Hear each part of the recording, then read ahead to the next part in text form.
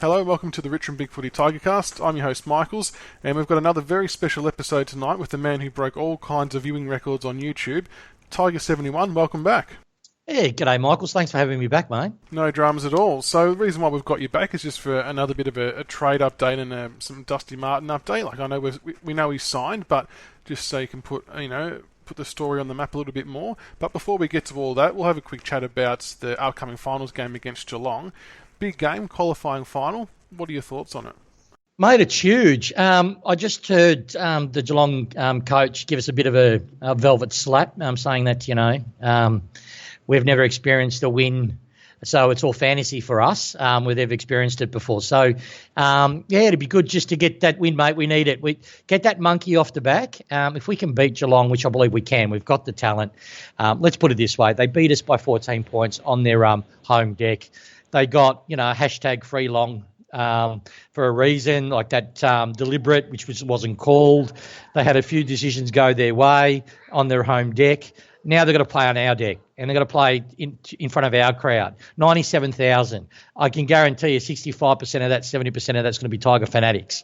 So if that idea that we both believe, and we discussed it in the last podcast, and sorry, Gold Dust, I know it really upsets you, mate, when people talk about umpires, but if that's, as the St Kilda coach, what do he called it, the noise of affirmation? Affirmation. Yeah, affirmation, yep. If we can get that rolling, I think Geelong is not a 14-point better side than us. The last four occasions have shown that. They've been very close games. If we can just get a fair income straight run with the umps, that it's an even 50-50 game, we'll beat them. I'm confident, more than confident. Yeah, we match up quite well against them. So, I mean, they're going to be close to full strength, and we obviously have everyone virtually available. Josh Caddy's probably going to come in. Who do you think might miss out for Caddy? Look, I think they'll keep Bolton in. I think Oleg will miss. Yeah, he's got a bit of toe to him, but you've got to get, speed's only used if you're getting possessions. And in his last couple of games, he's got very minor possession count. He has a tendency still to turn it over, but that's natural for a young kid. So I'm not having a crack at him at all. So I think we'll use Caddy for that. Also, too, people underestimate Graham's got a bit of toe on him, particularly his first 5 steps are quite quick. Yeah. So you get Graham, Caddy, Martin, and then we've got Towner. That's 4 players that have got mongrel, that are big bodies, that can play midfield or forward line. So very good. And I think that is important because, as we spoke about on the weekly episode, that Geelong smashed us in clearances last time. So to have those bigger bodies in and around the contest is going to be pretty vital to getting I was going to say the 4 points, but to getting the win. So, you going along to the game? No, unfortunately I can't. I've got a few family stuff that came up, and I missed the intake with the tickets. And by the time I realised it, it was just too late. They were all sold out. So, I'm kicking myself, but I've organised a barbecue at my place. I've got a few mates coming over, and we're just going to they're my support group. They're basically there that if we do lose, I don't do anything stupid. Well, if you do anything stupid, just do it in the autopsy thread so we can all laugh at it. Yeah, most definitely, mate. Yeah. That's going to be a cracker, the autopsy thread and the game day thread. No matter which way it goes, we're either going to be all just screaming with excitement, or there's going to be just melts everywhere. It's going to be an interesting day for the mods. So good luck to Sturge. Yeah, no, it's the trolling that we're going to experience if we do happen to lose. Knock on wood, that doesn't happen. But all the I love them. All the debut accounts, they all start popping up. With their 13 prior posts, start giving us velvet-handed slaps. It's great fun. A bit of fun. I actually had ventured over to the main board today and had a look at the game day thread over there, and a lot of neutrals are actually hoping that we win. That could be more for their hatred for Geelong as opposed to them liking us, but it definitely rubbed Geelong people up the wrong way. So, yeah, it's going to be interesting to see what happens if the BigFooty servers crash one way or another on Friday night. Yeah, not to cause a war between boards, but Jesus, the cat supporters are precious, aren't they? Have you read that thread? They're like, how come they're talking about Richmond? How come there's 10-page spread about the Tigers and there's nothing about us? And then they sort of try to link that the club is talking itself up. It's not. Reality, cat supporters. Just take a second, sip your tea as you hear me speak. You do not sell papers. And that's right. We haven't gone knocking on the media's door. We obviously sell papers whether we win or lose, and they hedge their bets. And they just use us to make some money. So that's all it really comes down to. Look, they're a really successful small club in a shanty town. That's what they are. So they don't have the media pull that we have. No, that's right. So, and I think their players probably like it that way, to be honest, down there. So, yeah, good on them. Definitely a massive game, and looking forward to seeing how it pans out. But we'll move on to the topics we are here to discuss. Yep. First of all, as we spoke about off air, there's a bit of stuff going around, or people, I don't know, mocking, if you want to call it, about the ones you said you got right the last time you were on. And just to clarify for people, that you weren't big noting yourself, you were simply answering my question of, just to prove that you're not just making up crap, what have you sort of said in the past and it's come true, and that's all you were doing. Yeah, look, really, I wanted to get that clear. That's why one of the motivations for me hopping in again. Guys that know how I post, I never post a told you so, guys, or yes, I'm right, or anything like that. I only answered your direct question. So, and I noticed our podcast sort of took off and it went on various sites. And what probably disturbed me a little bit, it was Tiger supporters saying that don't know who I am or haven't followed my posting before, or said, he's got tickets on himself. It's not the case. If I had tickets on myself, I would have gone on and mentioned other things that I called 6 months prior to the even media knowing it becoming open knowledge. So I just used that because that was a question Tiger71 validate.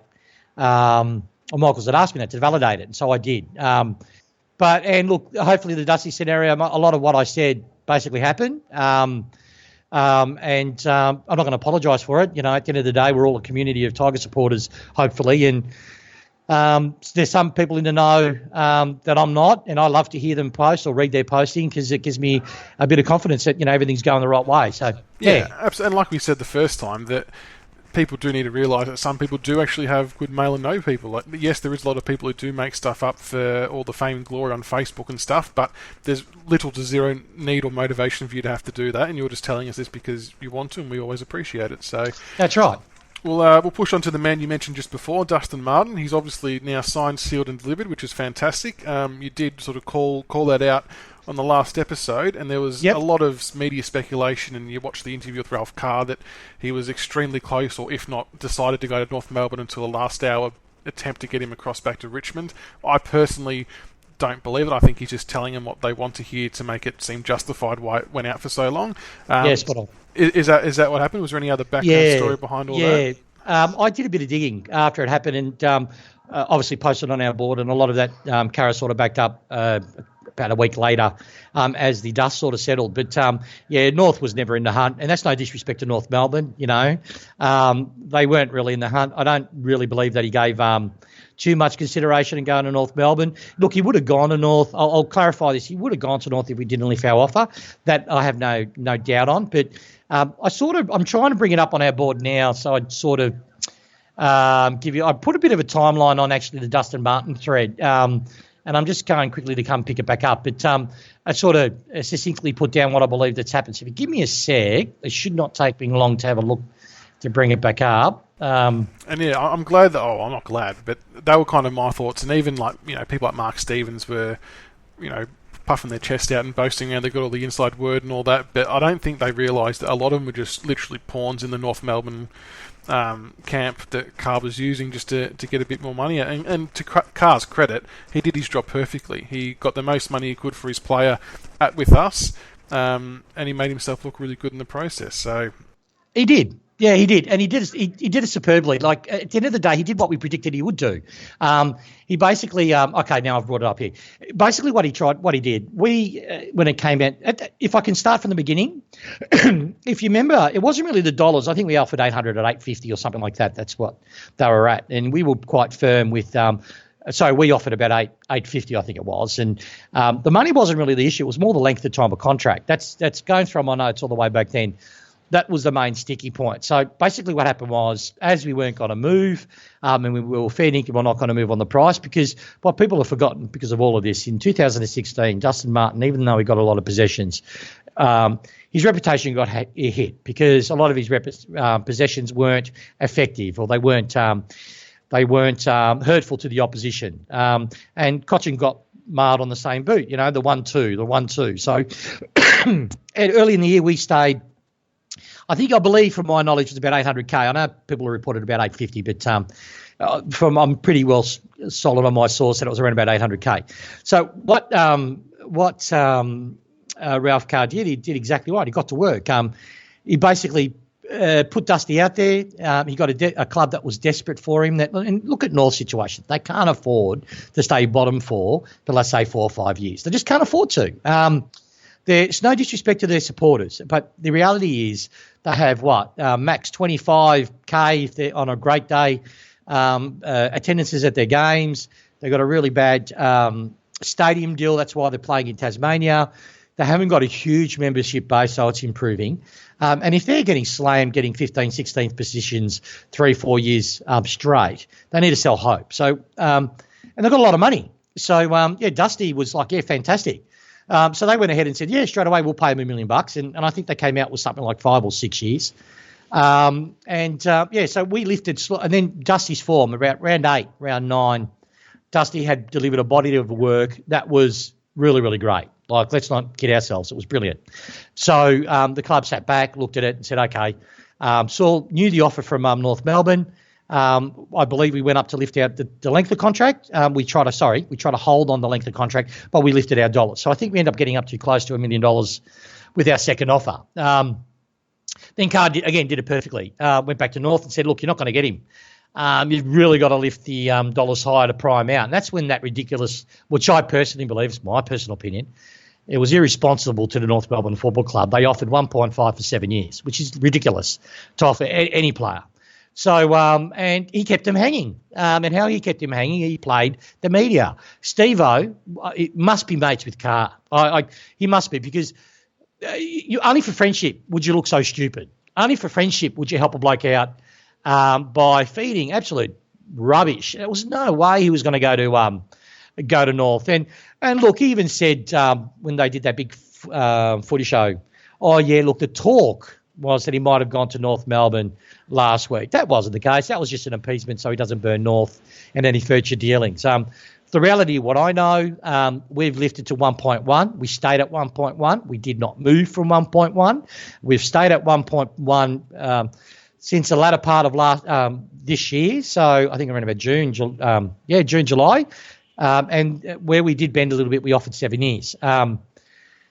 Now, keep in mind, everyone said 1.3. That's all rubbish. It's 1.1. I believe the mail that I've got. But what we've sort of done is we've front-loaded a lot of the agreement because we can. So the first couple of years he's going to get paid a fair bit. And then towards the end of part of the years, he won't be on 1.1. He'll be on like 800, 900K. Yeah, so similar. I suppose that's similar to how Buddy's contract worked. Obviously not over the same amount of time, but I think his was heavily front-loaded, and by the end it would drop off a little bit.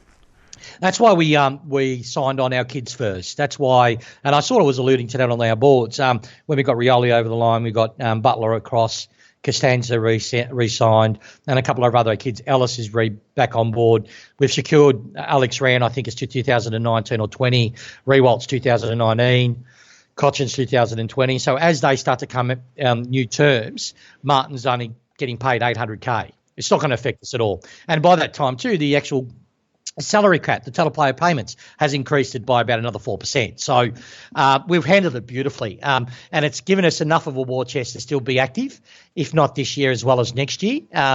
From some of the notes I've got here, we're still going to be a player. We really do believe our window is open, and we believe our window is open for the next 3 to 4 years if we perform and continue with our build correctly in relation to getting the right players to the club at the right time. Yes, I mean, that was everyone's and still is main concern, is that how do we possibly have the dollars and cents to go after more players to bring in? But to me, the club wouldn't have offered Dusty an amount that wouldn't have allowed them to do that, because you still need to add to your list. You've got to keep building. You can't just rely on the same people year in, year out kind of thing. How much money we have, who knows, but it is good to hear that we will be active, and I'm sure we'll get to a couple of possible targets shortly. I just want to touch on, obviously, there was a bit of good banter going on between the North board and our board about this. Philly Rue, one of their posters, was adamant he had pretty good information, and look, he seemed to think that he was over the line and this, that and the other. Unfortunately for us, he was wrong. But, he's taken it all in good fun kind of thing. So the banter was good, but like we sort of said last time, the personal attacks weren't great, and hopefully that doesn't continue this time round. Yeah, just my whole feedback on that. Firstly, to the North supporters that called me everything under the sun, I think I was mentally challenged, uneducated. The use of the using I just did it again, means I've just done it again. Means I'm lying, full of rubbish and all this sort of stuff. Really, I've never done a podcast before, so that's why I'm doing It's obviously it's my second one. It's a speech pattern. It's got nothing to do with the honesty or the integrity of what I've said. And then I also, and some of the other stuff was just garbage, so I've just basically ignored it. But what I didn't want to ignore was Philly Roo copying it. I've been in his boat before when the Shill incident happened, where I believed from every source I was getting, all the information I was getting was going to happen. And look, the media backed up that we were very, very close, that we were going for it. But I trust when Philly Roo says, because, you don't want to call people liars unless you've got 100% proof. I trusted the fact that he was saying he was getting his info for the club from North Melbourne. I've always been open. My info doesn't come from within the club.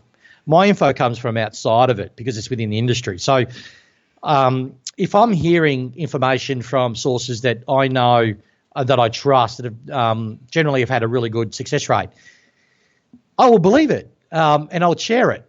Philly Roo did exactly the same thing. That's why, out of my own back, I went on their thread and basically said anyone that calls him a liar and attacks him and all that sort of thing has got rocks in their heads, because, we're all part of a community. We're all here to, talk about footy, and that's all it should be. It should be all above board. And I think I got the message across. He got off a lot lighter than I did, I have to be honest, but which is a good thing. I think it shows the maturity of the board. And, there was that one North mod. I don't know what his name is. I've forgotten it. What's his the what's Filth that Wizard? one? Yeah, great guy. Yeah, absolutely great guy.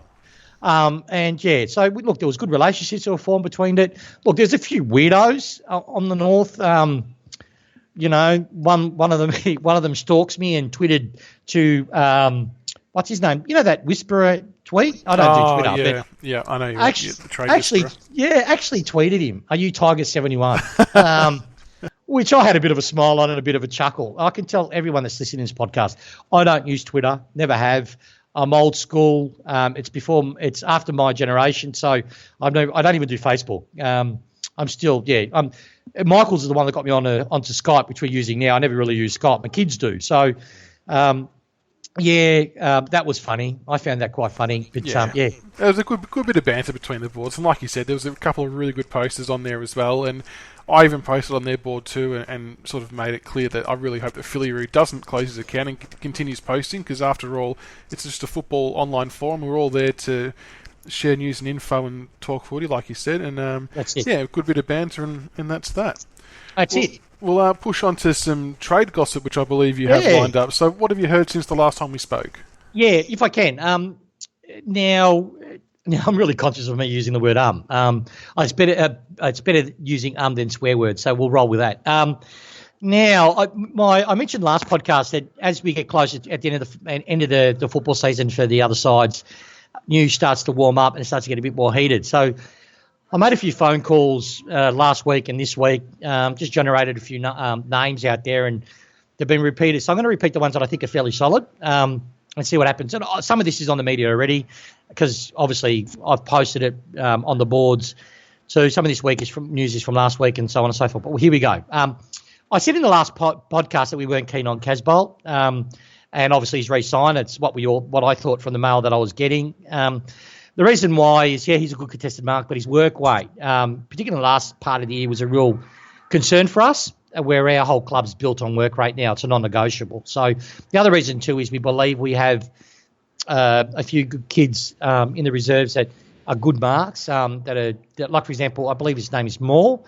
We rate him quite highly internally, but we also have other targets that we believe can add a greater marking presence in the forward line and are quite tall. So that brings me to, I mentioned it about 5 months ago and then started warming up to it about 3 months ago to some of the posters on our board, that the rumours going around that Tom Lynch, is gettable. Now, I didn't believe it when I was getting told it, but his name's dropping way too often. And then I think it's a couple of weeks now that the media's starting to run with it, that maybe they should trade him. And because the whole news, or the smoke, I should say, is around Tom Lynch, that he's not happy at the club. There is some form of issues there. If a deal can be worked out, you can go to Vic. He's open to it. I'm not saying Gold Coast Suns are open to it. And I found it quite. I was amazed when I heard Gil McLaughlin on the couch directly mention Tom Lynch about giving the ambassador role, and that sort of validated everything that I was hearing. Because for the CEO to come out, and I think it's bloody corrupt. Because why is not Martin an ambassador? You cannot tell me that Tom Lynch has a bigger media profile than Dustin Martin. And you can't tell me that Dustin Martin couldn't bring as much new members. We've got record membership. He would have brought members. So if that's an analogy he's given all the foot, because they're an expansion team, they need that ambassador. I call bullshit. Excuse the language, but I call bullshit. Richmond is a club. We should have equal rights to any other club. And we've got a marquee player who draws in much more media attention than Tom Lynch. That brings in new members, new followers across all clubs. And they didn't give us any help. They didn't give us any assistance. So that's why I believe he is gettable. Now, from what I heard and I'm just going to share back to what I said last podcast and what I said about 4 weeks ago. I do know we've pursued Tom Lynch. We've looked at it to see if we can crack that door ajar. We've got 2 first-round picks this year. We're not averse to offering them up. We're not averse to offering one of them up and a player if it's anything possible to get Tom Lynch across.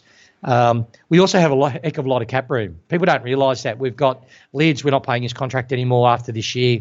Yaron's no longer on the books. And we were struggling to pay our full payments anyway.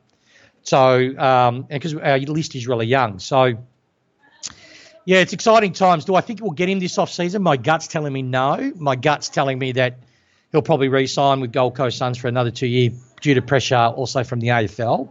They'll make it too good to refuse. But that would, I tell you what, the trade in 3 years' time is going to be really, really interesting. Because you'll have him, you'll have Kelly out of contract, and Dan now eager to move home. So that'll be fun. The other one is Josh Shackey. I broke, just so people that don't know, I didn't mention last podcast because I was mentioning other names and didn't want to, inverted commas, big note myself. But I mentioned Shackey as early as it was last off-season. And people said, oh, you're kidding. No, there's no way they'll get rid of him. And I said, no. Then I backed it up again very early this year. Before 6 months before even the media knew that, I said, look, the rumours I'm getting is Shackey be coming to the Tigers. We're doing everything we can to get Shackey across. Then 6 months later, it became open news. And obviously, Josh has had a lot of issues. Young kid, he was 19 at the time, copying it from every single quarter. And he took the escape clause and just re-signed. Now, at the time when he re-signed, I said to a few close friends on our board that I still believe we'll get him. I still believe that was probably us saying to them, look, sign him up to protect him, and we'll look after you at the trade season. So I reckon he's 60% chance at this stage. Obviously, it will firm up as it goes along, and hopefully our season doesn't end till after the big dance. But yeah, I've got a really strong. I've had a few recruiters tell me that are in the industry that have told me that it's probably 60 or 70% chance that he's going to come to the Tigers, and it'll be something like a pick and a player or a couple of players. We've got some currency to them. We've got Miles. We've got Lloyd, which I think both of those players will not be at the club next year. They've just been squeezed out because of natural progression. So here's another one. Just keep an eye out. Shackey. You'll hear a lot of noise that he's not leaving, but I think Brisbane and the Tigers, because we do have a good relationship between the two clubs. So I think we might do something. And the other one you mentioned last time from Brisbane was Rockcliffe. Is that still on the cards, and can there be a potential a mega deal kind of thing? Yeah. Well, he hasn't re-signed, has he? No, he hasn't. Everyone, when I mentioned the last podcast and before the whole rumours was going to re-sign, he hasn't re-signed yet. Now the season's over. I do know that we've aggressively pursued him. That's all I know. And I knew that about 3-4 months ago. For a player not to re-sign when their season's finished, that means because he's got a big decision to make. He's established in Queensland. Leper knows this. He's established there. He's got, I think, doing renovations on their house. A young family. But he wants to play in finals. He wants to experience sustained success. And Richmond is a very appealing home to a lot of clubs. We've got a young playing group that are actually good enough to make finals. Now, what we do in the final series this year is going to have a tremendous weight on what sort of talent we can bring in. But I do know Tom Rockcliffe has been someone we've looked at closely. My gut's telling me he'll probably stay at Brisbane, or he may move to another Melbourne club. and hopefully that clubs us. I think it'd be perfect for us. Look, I'm a really big believer that, we need a second tall, but really what we need more than a second tall is an elite midfield that has a deep 8-man rotation that can keep the forward. Look, our smalls have proven it. If we can get the ball in our forward line, we can lock it in there. And you need gun midfielders to do it. And Rockcliffe he's a dead set gun. And it frees up. It'd be an even more powerful tool to free up other players to play permanent forward. Could you imagine Dusty playing permanent forward? We'll just prolong his career. Yeah, exactly. Oh, I mean, that would definitely help, especially when it's getting to the 6th and 7th year of his contract. Just leave him in the square. So, Rockcliffe's another one that's sort of on the radar. I do know that from other gossip I've heard, it's nothing confirmed yet. Stringer is another name. We identify if we can't land at all, and there's a couple of young kids in the national draft that we might go as a plan B option, but we need marking power, and we need X factor in the forward line. So we need support for Rewalt. We know that. That's our main aim. But I heard Stringer. Now I don't know. I heard that just recently, a couple of days ago. So I don't know if that's gained any momentum, and I'll know more as the trade period starts to hold up. And I'll keep you informed on that. But Stringer's another one that we had a bit of a look at. Okay, then. All right, well, that's some pretty good news. And the Shaki one would be good. I've sort of been on record as posting that I wouldn't want to give up too much at this stage because he's not really proven. It's all on a potential. And it kind of scares me a little bit, but I also understand that, big guys do take a little bit longer. So if he is keen to come home and we can get something done, I think that would be a good move, provided we don't leave ourselves short with draft picks and things like that. So that's going to be a good one to follow. Well, the main thing with Shaki, though, too, is he's such a young kid. He's just turned 20 now. People got to realise his performance this year, I don't think is indicative to his actual performance levels.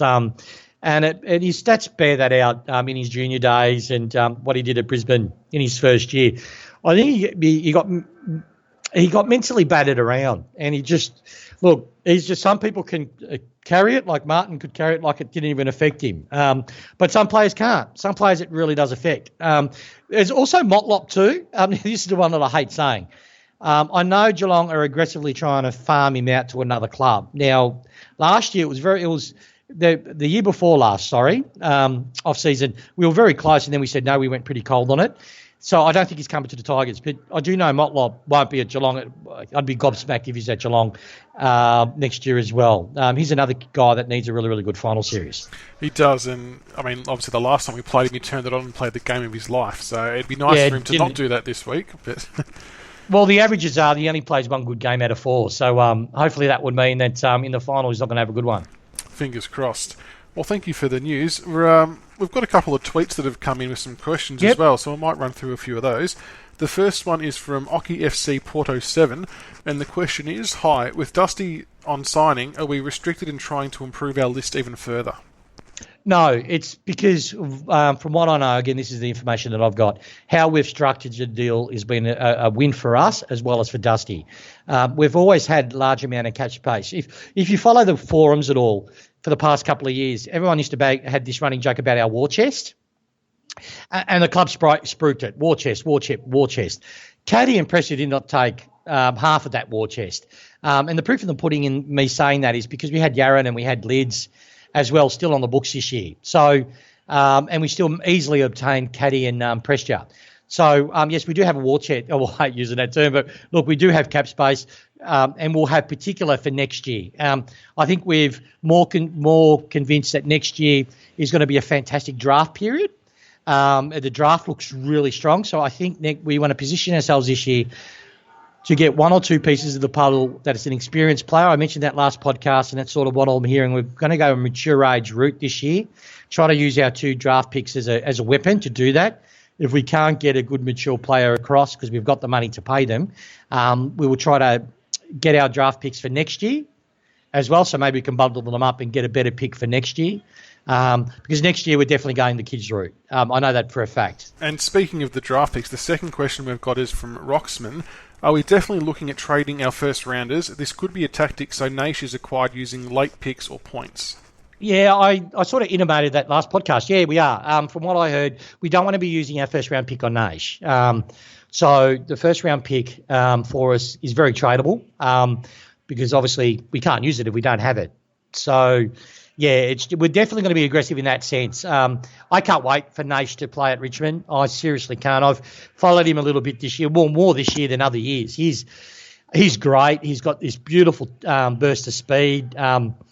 He's going to complement our team when he gets a bit more weight on him and he gets a bit more couple of pre-seasons in his tank. But, yeah, lovely kid. Yeah, good talent, but he's not a top 10 draft pick. He's more a 2025. So, we're going to definitely look at trading our first 2 picks.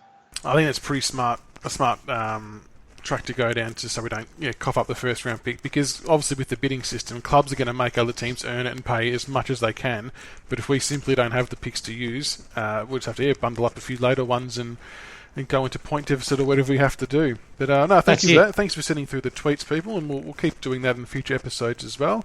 So Tiger71, thank you so much for coming on and sharing the news. Hopefully, people enjoy the rumours and the information you can provide, and fingers crossed some of the deals come off for us. Yeah, one other name that I forgot to mention, sorry, I don't know why I skipped him. It's probably because he's Port Adelaide and I can't stand the bloke. Trengove, I thought we weren't interested, to be honest, because he's more of a defender than a forward. But I just got a text from a mate, because I mentioned I'm doing a podcast tonight, and he said, don't forget to mention Trengove. That's literally it. So I don't know what that means, but I've just done it there for him. So, yeah, don't forget to mention Trengove. So there you go. Okay, I mean, his name was thrown around a few times in previous years, not necessarily to us, but with teams being after him because of his size and dual position kind of factor. But we'll keep an eye on that one as well. So, too easy. Once again, thank you very much, Tiger71. Been a pleasure having you on again. No, and I didn't swear once, hey? No, you didn't. No, we did well. Fantastic. You've saved me a lot of editing time. It's good. There you go. Thanks, mate. All right, matey. You take care, bud. You too. See ya. Mate. Bye-bye.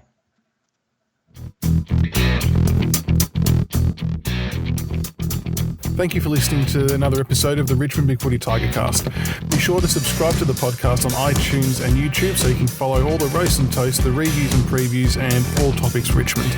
Also keep an ear out for our special episodes of interviews with past players. Go Tigers.